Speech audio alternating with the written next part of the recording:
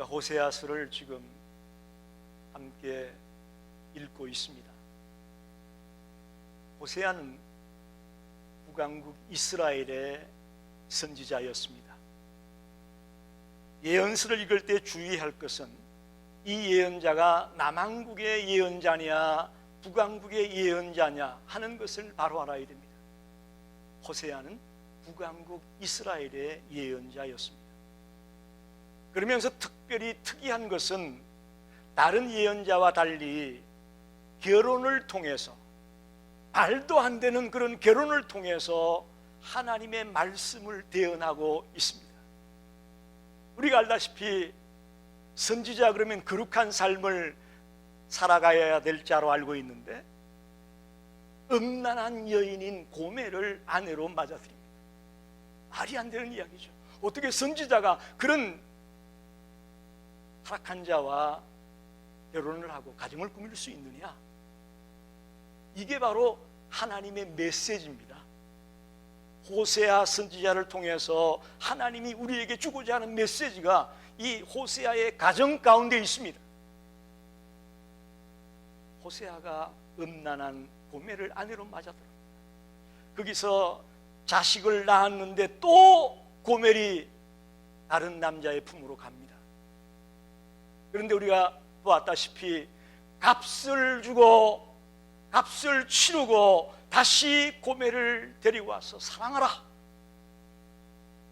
이렇게 호세아 1장, 2장, 3장에서 하나님 말씀하셨습니다. 이것은 하나님과 이스라엘의 관계를 우리에게 말하고 있습니다. 하나님과 이스라엘의 관계.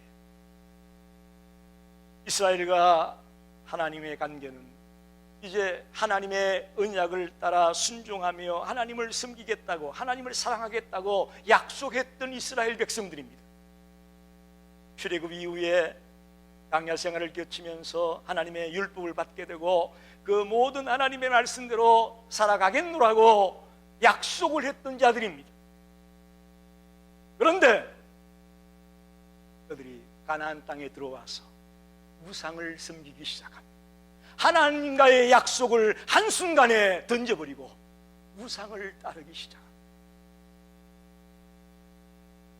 이것을 우리가 이해하기 쉽게 호세아의 가정을 통해서 말씀하고 있는, 이걸 소위 말하는 영적 간음이라고 합니다. 호세아와 고멜의 관계 가운데 고멜이 다른 남자의 품에 들어가는 이 간음이잖아요, 그죠?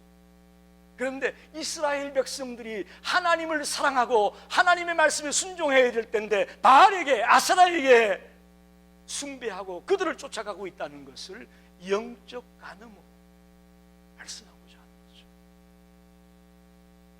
그러면서 4장 이하 14장까지 뒤에 쭉 나오는 이야기는 이스라엘의 죄악을 구체적으로 말하고 있습니다.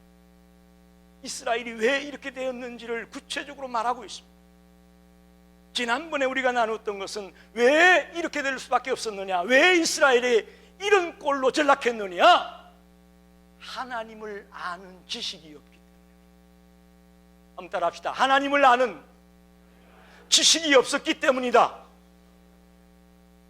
우리 김 집사님이 오늘 찬양 인도하면서 지난주 메시지를 잠깐 인용했는데 은혜 받으셨다니 참 감사합니다. 그보다 목사에게 힘을 주는 말은 없어요. 그렇다고 은혜도 못 받았는데 은혜 받았다고는 하지 마십시오. 왜 이스라엘이 이런 꼴이 됐느냐? 하나님을 아는 지식이 부족했다. 여러분이 굉장히 중요한 말입니다. 저와 여러분이 모태신앙도 있을 것이고 10년, 20년, 30년, 40년, 50년, 60년 지금 예수 믿는 사람이 있을 겁니다. 그런 여러분에게 하나님이 누구십니까? 하나님 아십니까? 라고 물었을 때에 떳떳하게 나 하나님 이런 분으로 알고 있습니다, 나 하나님 이렇게 믿고 있습니다 라고 답변할 수 있느냐는 거죠. 제가 그동안 목회하면서 성도들에게 이런 질문을 했을 때에 자신 있게 하나님은 이런 분이에요 라고 얘기하는 분 별로 못 만났어요. 더 나아가서 그건 이론적으로 하나님을 안다고 하는 것이고 체험적으로 이 하나님의 말씀을 가지고 내가 삶의 현장에서 살아가다가 하나님이 이런 분이더라 라고 체험하는 경우는 극히 적다. 저와 여러분도 이스라엘이 하나님을 떠나고 타락하게 되고 우상을 섬기는 길로 들어가게 된 이유가 하나님을 아는 지식이 부족해서 그래요. 아주 비근한 예로 이런 겁니다. 수요일 새벽에 우리 권사님, 정유숙 권사님이 새벽 기도를 마치고 목사님 기도 부탁이 하나 있습니다. 무슨 기도 부탁입니까? 내 손자 유정이가 대학을 졸업했는데 방송국에 취직을 하기 원하는데 두 군데 방송국에 인터뷰는 했는데 소식이 없고 또 한 군데에서 이제 인터뷰를 하라고 연락이 왔습니다. 목사님 기도해 주세요. 이번 인터뷰에서 우리 유정이가 취직되게 해주세요. 그렇게 부탁을 했어요. 그 기도를 듣고 권사님과 사모와 제가 열심히 기도했어요. 어떻게 됐을 것 같습니까? 합격했습니다. 할렐루야. 하나님 살아계시다는 걸 보여주는 거예요. 여러분 생각에는 우연이냐? 우연이 아니냐? 당연한 거 아니냐? 저는 절대 그렇게 보지 않습니다. 권사님에게, 목사에게 그런 기도를 부탁하게 할 수 있는 분도 하나님이시고 같이 뜨겁게 기도할 수 있었던 것도 하나님의 역사고, 그래서 합격해서 이제 2주 뒤에 출근하게 되어집니다. 남의 일이니까 아멘이 조금밖에 안 나오는 거죠. 그죠? 여러분 이렇게 하나님 살아계세요. 하나님 살아계세요. 우리가 그렇게 좋은 전도사님 보내달라고 했더니 이렇게 미남이고 키도 크고 덩치도 좋고 찬양도 잘하신 이런 전도사님을 보내주셨잖아요. 그냥 되는 거 없어요. 여러분 하나도 그냥 되는 게 없습니다. 하나님을 아는 지식, 이게 없어서 이스라엘이 망했다는 거예요. 우리 성도들이 하나님을 알기 원합니다. 그저 성전 마당만 밟고 왔다 갔다 하지 말고 하나님을 알기 원합니다. 하나님 살아계시다는 걸 알아야 돼요. 오늘은 왜 이스라엘이 이런 꼴이 되었느냐? 교만해서 그렇다는 겁니다. 지금 얘기는 지난주 얘기였고요, 하나님을 아는 지식이 부족하다는 얘기는. 오늘 설교의 핵심은요, 이스라엘이 왜 망했느냐, 왜 이렇게 비참한 자리에 전락했느냐? 교만했기 때문이라는 거예요. 5절에 보니까 이스라엘의 교만이 그 얼굴에 드러났다. 노골적으로 교만한 것이 눈에 보인다는 겁니다. 이스라엘이 실패하게 된 두 번째 이유가 교만했기 때문이야. 그래서 오늘 교만을 버려라, 교만을 버려라, 그런 제목으로 말씀을 나누고 싶습니다. 첫째, 그럼 이스라엘의 교만이 뭐냐? 여로보암 2세, 여로보암 1세는 이스라엘의 초대 왕이고요, 중간에 여로보암 2세라는 왕이 나오는데, 북왕국 이스라엘의 20명의 왕 중에 여로보암 2세라는 왕 때에 이스라엘이 가장 번성합니다. 잘 들으셔야 돼요. 20명의 북왕국 이스라엘의 왕이 있었는데 그 중에 여로보암 2세 때가 가장 번성하는 시기입니다. 특별히 여로보암 2세가 잘해서 그런 건 없어요. 하나님이 웬일인지 여로보암 2세 때에 그렇게 이방신을 따라가고 섬기는 그런 나라를 부강하게 합니다. 경제적으로 넉넉하게 합니다. 또 힘이 있게 합니다. 외교적으로도 파워가 있습니다. 또 영토가, 땅이 넓어집니다. 다윗과 솔로몬 시대와 같은 그런 영토를 여로보암 2세 때 차지했다고 되어 있습니다. 쉽게 말하면 외형적인 성장과 부흥으로 말미암아 이스라엘이 교만에 빠지게 된다. 여러분 우리도 마찬가지잖아요. 우리도 이 세상을 살아가다 보면 내가 조금 잘 나갈 때에 조심해야 되는 거거든요. 그죠? 조금 잘 나갈 때에 그때가 위험한 때입니다. 이스라엘이 외형적인 성장으로 경제가 발전하고 땅이 넓어지고 힘이 있게 되니까 야 이거 괜찮다, 내가 잘났나 봐, 이런 교만에 빠질 수 있습니다. 그래서 그들은 교만에 치우쳤다라고 성경이 말하고 있습니다. 그런 그들을 뭐라고 말씀하느냐, 여호와를 찾으러 갈지라도 만나지 못할 거다. 교만한 너희들은 아무리 하나님을 찾아도 하나님이 만나주지 않겠답니다. 또 정조를 지키지 아니하고 사생활을 낳았다. 너희들이 타락하니 너희들의 자녀들도 타락해질 거다라고 말하고 있습니다. 그러므로 세 달이 그들과 그 기업을 함께 삼키리라. 세 달이라는 말은 빠른 시간 안에 곧 하나님의 심판이 임하게 될 것이다 라고 말하고 있습니다. 여러분, 저를 보십시오. 제가 사전을 찾아보니까 교만이란 사전에서 어떻게 얘기하고 있느냐, 잘난 체하며 뽐내며 금방진 것, 이걸 교만이라고 했습니다. 잘난 체하고 뽐내며 금방진 것. 그러나 성경에서 말하는 교만은요, 어떻게 보면 스스로 높아지려고 하는 거예요. 스스로 높아지려고 하는 거예요.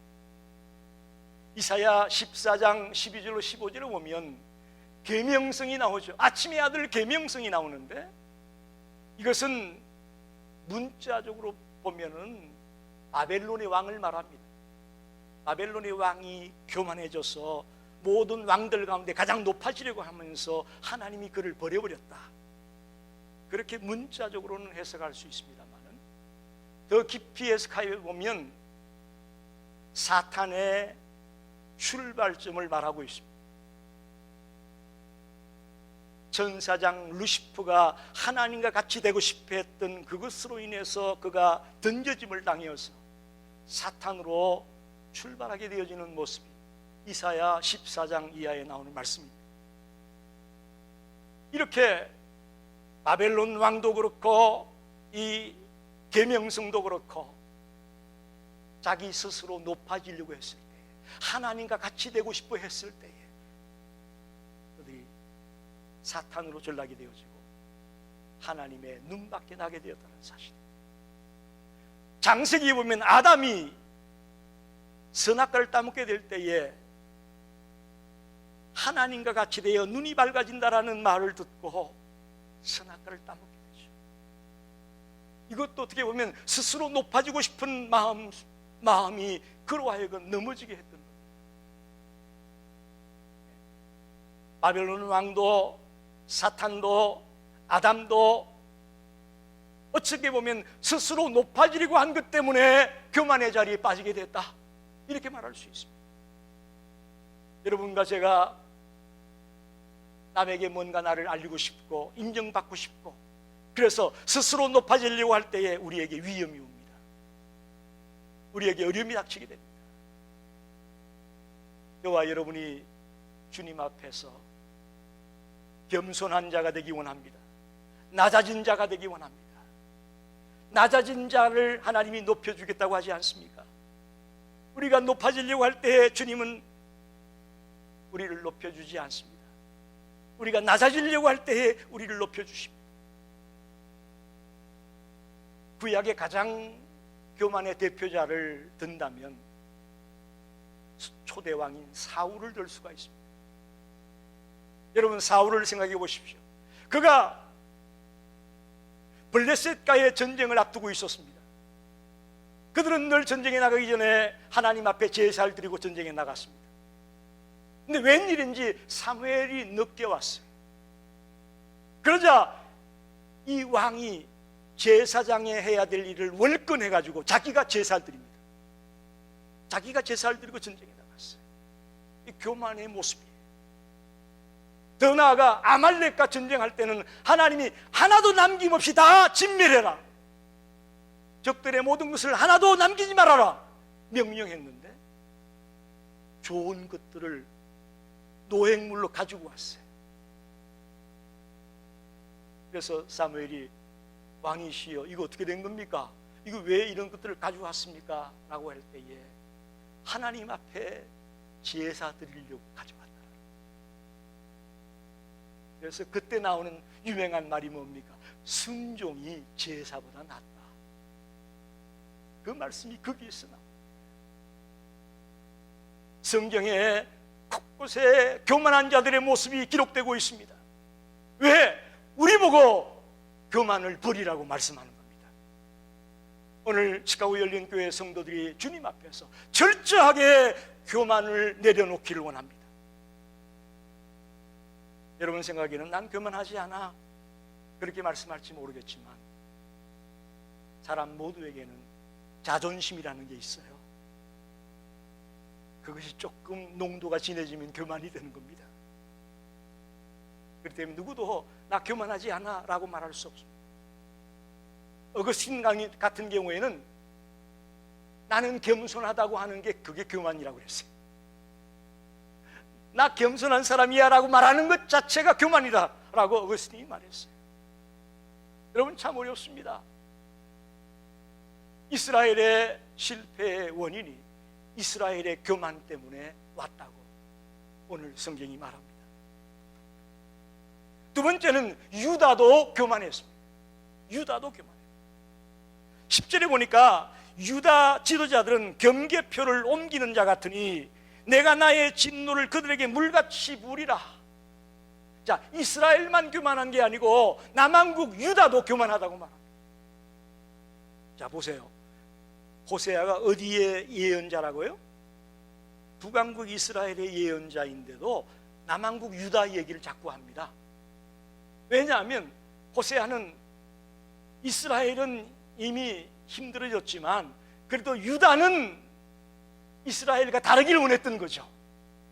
유다 너희들은 이스라엘 같이 말아야 된다라는 걸 말하고 싶은 거였어요. 그런데 유다 지도자들이 경계표를 옮기는 자 같았다. 이게 무슨 말이냐? 하나님을 섬기던 그들이 바알을 섬기는 대로 옮겼다라는 그런 의미예요. 경계표라는 것은 원래 여러분 집 살 때에 땅 경계를 딱 표시해 놓고 리얼터가 당신 땅은 여기부터 여기까지요 알려줘서 우리가 그걸 확인하고 땅을 사지 않습니까?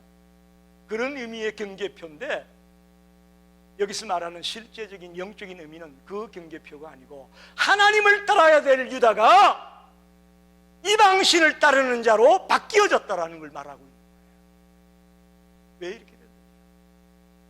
유다 백성들도 교만함으로 하나님을 따르는 것보다 우상을 따르는 것이 그들에게 더 유익하다고 생각이 되어져서 우상을 따르는 자로 전락되었다, 그런 말입니다. 내가 나의 진노를 그들에게 물같이 부으리라. 경계표를 넘긴 그들에게 하나님의 심판이 임할 것이라고 말하고 있습니다. 교만한 자에게 하나님의 심판이 임합니다. 하나님이 가장 싫어하는 것 교만입니다. 어떻게 보면 사탄의 뿌리가 교만인데 우리 하나님의 백성들에게 교만이 있다면 하나님이 가장 싫어합니다. 우리 모든 성도들과 또 저에게 주님이 오늘 말씀합니다. 교만하지 말아라. 교만을 버려라. 교만을 내려놔라. 오늘 이 메시지를 통해 저와 여러분이 우리 자신을 완전히 내려놓기를 바랍니다. 완전히 낮추기를 원합니다. 그것이 주님이 원하는 우리의 모습이고 우리가 달려가야 될 모습입니다. 에브라임은 사람의 명령 뒤따르기를 좋아하며 11절에 이렇게 나오죠. 그러면서 12절에 에브라임에게는 좀 같고 유다족 속에게는 썩이는 것 같다. 에브라임은 이스라엘을 말합니다. 이스라엘 10지파 중에 제일 우두머리 지파가 에브라임이에요. 그래서 이스라엘이라고 했다가 에브라임이라고 했다가 자꾸 헷갈려서 나옵니다. 이스라엘을 말합니다. 또 유다도 나옵니다. 즉 이스라엘도 교만하고 유다도 교만하다고 하면서 좀 같다, 썩이는 것 같다 라고 표현하고 있습니다. 이게 무슨 얘기냐? 이스라엘도 하나님이 분명히 심판할 거고 유다도 하나님이 분명히 심판할 거다, 그런 말이에요. 어떻게 됐습니까? 북왕국 이스라엘은 722년에 BC 722년에 아수르에게 망했고, 남왕국 유다는 BC 586년에 바벨론에게 망하게 되지 않습니까? 그에게 좀같이 썩이는 것 같이 되고 말 거다, 교만 때문에 그들이 망하게 될 것을 분명하게 선포하고 있습니다. 그러나 여러분, 여기서 말씀이 끝났다면 무슨 희망이 있습니까? 그렇죠? 무슨 소망이 있습니까? 6장 1절을 보십시오. 오라, 우리가 여호와께로 돌아가자. 여호와께서 우리를 찢으셨으나 도로 낫게 하실 것이요, 우리를 치셨으나 싸매어 주실 것이라. 여호와께서 이틀 후에 우리를 살리시며 셋째 날에 우리를 일으키시니 우리가 그의 앞에서 살리라. 그러므로 우리가 여호와를 알자. 힘써 여호와를 알자. 할렐루야. 오늘 세 번째로 생각할 것은, 이 교만한 우리들이 사는 길은 여호와께로 돌아오는 길이라는 것입니다. 회개라고 말할 수 있습니다. 진정으로 회개하고 돌아오는 길만이 살 길입니다. 저와 여러분이 교만의 자리에서 내려오려면 철저하게 회개하고 나의 미련함과 나의 일스금을, 나의 교만함을 내어놓고 기도하며 돌아올 때에 희망이 있습니다. 살 길이 있습니다. 오늘 두 가지로 말합니다. 하나님께 돌아가라, 하나님을 바로 알아라. 두 가지 말하고 있습니다. 첫째로, 하나님께 돌아오면 어떤 일이 벌어지느냐? 우리를 찢으셨으나 도로 낫게 할 거다. 여기 14절에 보면 에브라임에게는 사자 같다, 사자가 찢는 것처럼 찢었었거든요. 그 찢은 것을 낫게 하겠다는 거예요. 할렐루야. 돌아올 때에 하나님이 낫게 해줍니다. 우리를 치셨으나 싸매어 주겠다.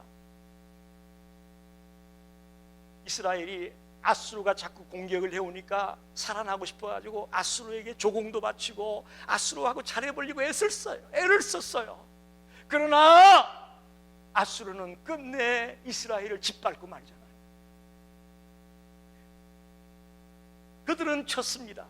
그들은 이스라엘을 쳤어요. 그들은 이스라엘을 못살게 굴었어요. 그러나 하나님은 싸매어 주겠다는 거예요. 할렐루야.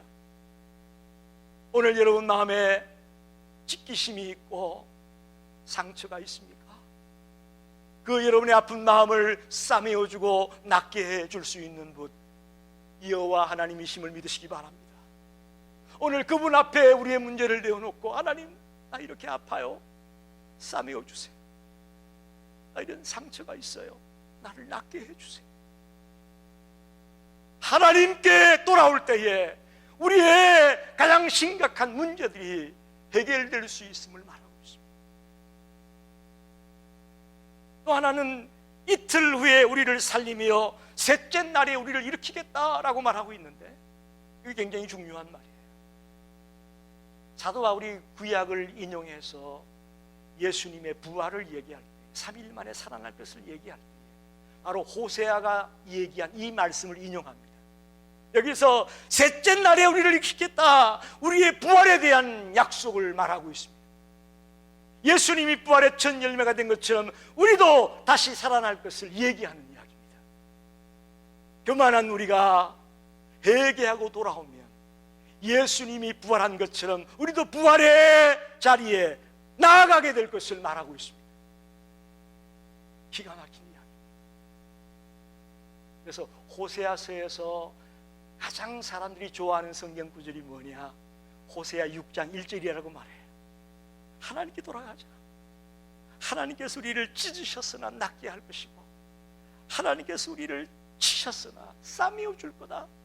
이 말씀을 호세아의 다른 구절은 몰라도 이 6장 1절 구절은 사람들이 암송하고 있다는 거죠. 여러분, 오늘 말씀이 은혜가 됐다면 집에 가서 깨끗하게 쓰셔서 책상에, 주방 앞에 딱 붙여놓으세요. 아멘 해주셔서 감사합니다. 이런 건 여러분과 하라고 하는 얘기예요. 고개만 끄덕끄덕하고 말라는 얘기가 아니고, 그렇구나, 내가 집에 가면 딱 써서 주방에, 화장실에 딱 붙여놓고 내가 계속 읽어야 되겠구나.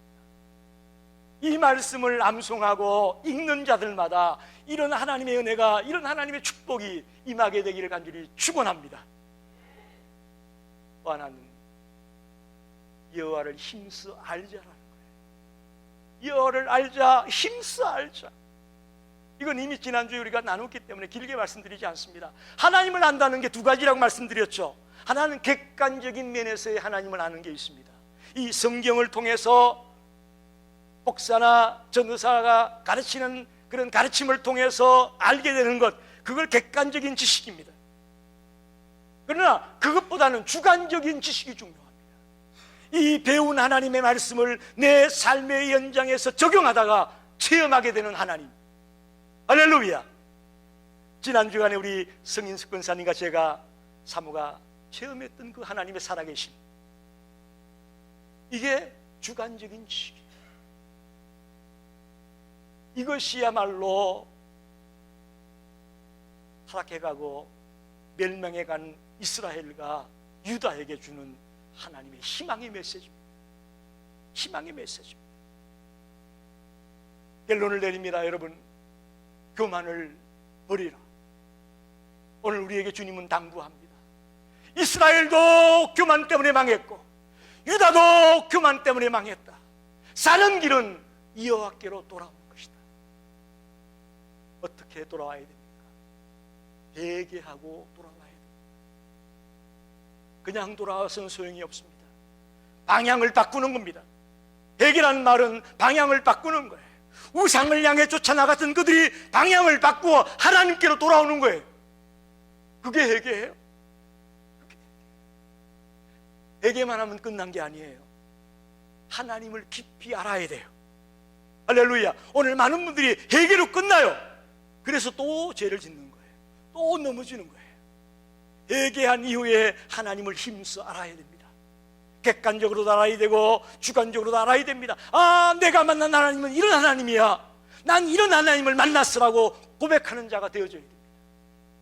그럴 때에 진정한 변화가 저와 여러분에게 일어날 것을 믿습니다. 아무쪼록 하나님께 돌아오고 하나님을 힘써 알아가는 성도들이 되시길 간절히 축원합니다. 기도하겠습니다.